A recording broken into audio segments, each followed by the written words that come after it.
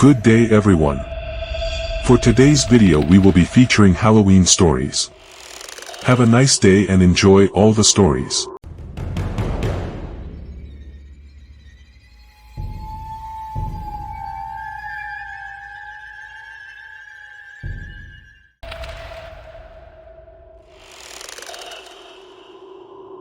Story 1. On a chilly October evening, the moon cast an eerie glow across the quiet town.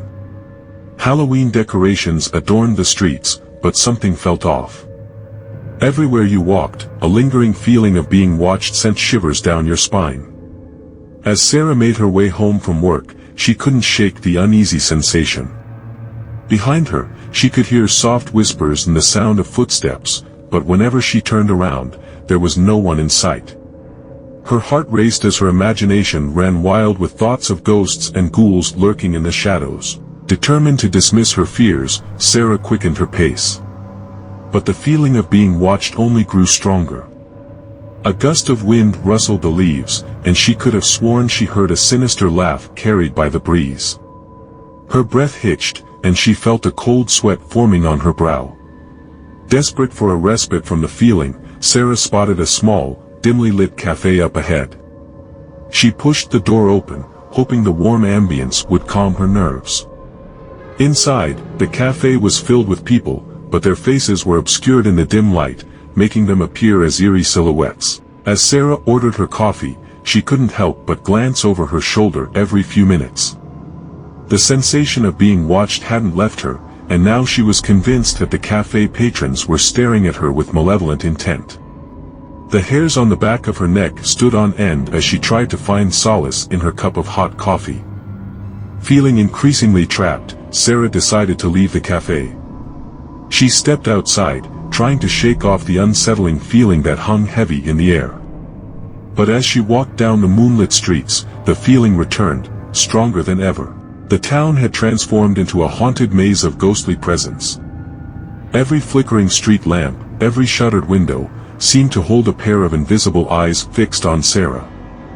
The wind whispered unintelligible words in her ears, sending a shiver down her spine. Desperate for answers, she sought refuge in the town's library.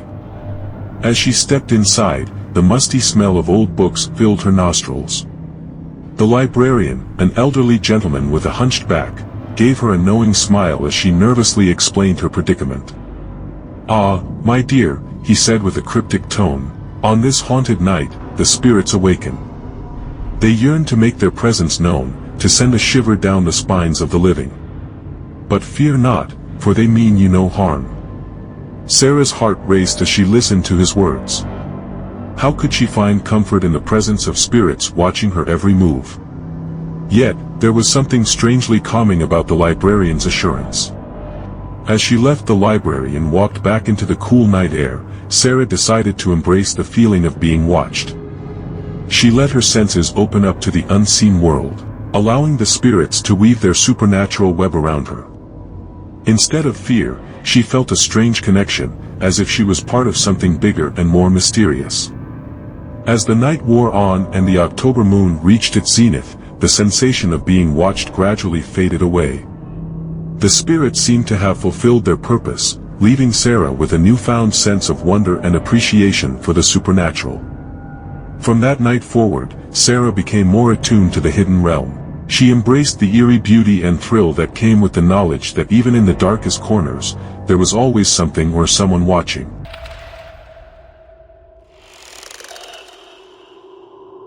Story 2. It was Halloween night, and a group of friends decided to throw a spooky costume party to celebrate. The atmosphere was set with eerie decorations and haunting music. Everyone was excited to experience a night of fright and fun. Little did they know, their Halloween party would turn into a terrifying ordeal they would never forget. As the guests arrived, they marveled at the macabre decorations. Cobwebs hung from the corners, and dimly lit candles cast eerie shadows on the walls. The hosts, Christine and Chris, welcomed their friends dressed as a ghost and a vampire. They were in high spirits, ready for a night of frights and thrills.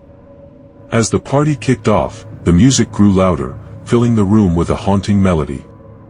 The guests mingled, showing off their creative costumes and sipping on spooky-themed cocktails. Laughter and excitement filled the air.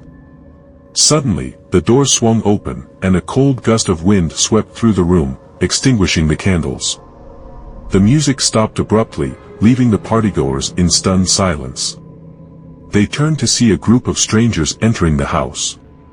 These unexpected guests wore pale, expressionless masks, making it impossible to read their intentions. Unease filled the room as the strangers made their way through the crowd, seemingly oblivious to the discomfort they were causing. Their presence sent chills down everyone's spines. The atmosphere quickly shifted from excitement to fear. Christine and Chris tried to regain control of the situation, but their attempts were met with silence from these unwelcome intruders. The party guests huddled together, their costumes offering little comfort in the face of this unsettling encounter. As the night wore on, strange occurrences began happening within the house. Doors creaked open and shut on their own, mysterious whispers echoed through the halls, and ghostly apparitions appeared in the corner of guests' eyes. Terrified, the partygoers realized that something supernatural was happening. One by one, the guests started disappearing, leaving only Christine and Chris behind. They frantically searched for their friends, desperate to uncover the truth behind the haunting events. Fear consumed them as they navigated the darkened house, their hearts pounding in their chests. Finally, they stumbled upon a hidden room. Inside, they discovered a shrine adorned with eerie artifacts and ancient symbols. It became clear that these unwanted guests were not merely strangers but spirits, seeking revenge for an injustice committed long ago. As Christine and Chris pieced together the puzzle, they realized that the spirits were the restless souls of previous tenants who had died under mysterious circumstances. These lost souls had been trapped in the house, waiting for an opportunity to seek vengeance on those responsible. Determined to set the spirits free and protect their remaining friends, Christine and Chris embarked on a perilous journey. They conducted a ritual to communicate with the vengeful spirits and offered their own lives in exchange for the release of their trapped friends. In a shocking twist, the spirits accepted their sacrifice, revealing that all they wanted was justice and closure. Their revenge was not born out of malice, but a desire for peace in the afterlife. The spirits vanished, leaving Christine and Chris in a state of both relief and grief. Their friends were gone, but they had fulfilled their duty to bring justice to those who had suffered.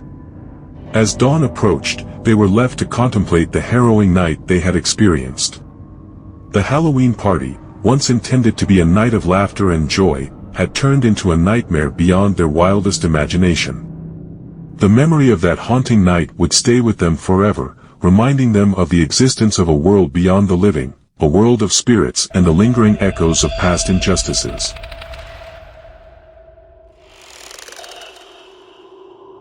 Story 3. It was October, and the night was as spooky as anyone could imagine. The forest beyond the house was silent and dark. Patrick was walking back home from the nearest grocery store, and he could feel the chill of the night on his neck. He shivered with each step, his hurrying footsteps echoing on the pavement ahead of him. As he made his way down the street, Patrick couldn't help but notice that he felt like someone was watching him. He quickened his pace, but he could still feel an eerie presence following him. He was so sure of it. He even paused and looked over his shoulder, but he couldn't see anyone. He shook his head to himself and kept on walking. But when he was a few blocks from his house, the feeling of being watched intensified. He could feel a pair of eyes on the back of his head, and he got the same eerie chill he had felt earlier. He stopped walking and looked over his shoulder again, but still saw no one. He sighed and shook his head. He was sure he was just imagining it. He eventually reached his house and, as soon as he closed the door behind him, he let out a sigh of relief. He was thankful to be safe and sound and that the feeling of being followed had disappeared. But, as he got ready for bed, he heard footsteps outside his front door. He stood still in shock, listening closely to the sound. It stopped for a moment and then resumed again. It seemed to be coming closer, inch by inch. Fear ran through his veins and he felt paralyzed. He knew something was out there. He could hear its breathing, its footsteps. That's when he heard the voice. "I know where you've been and what you've done," it said, its voice low and menacing. Patrick froze, unable to move or scream. He wanted to turn on the lights, but the voice seemed to be coming from outside, so it wouldn't have helped. Suddenly, the footsteps stopped and he heard the voice one last time. "I'm always watching you." Then the footsteps started again and moved further away. Patrick shook with fear, unable to move until he heard the sound of a car engine starting. He knew he had been followed the whole time and that the mysterious voice belonged to whoever had been watching him that night. For the rest of the night, he kept all the lights on, afraid to close his eyes, until the morning sun broke through the darkness. Only then, did he finally drift off to sleep, relieved that the spooky night was finally over.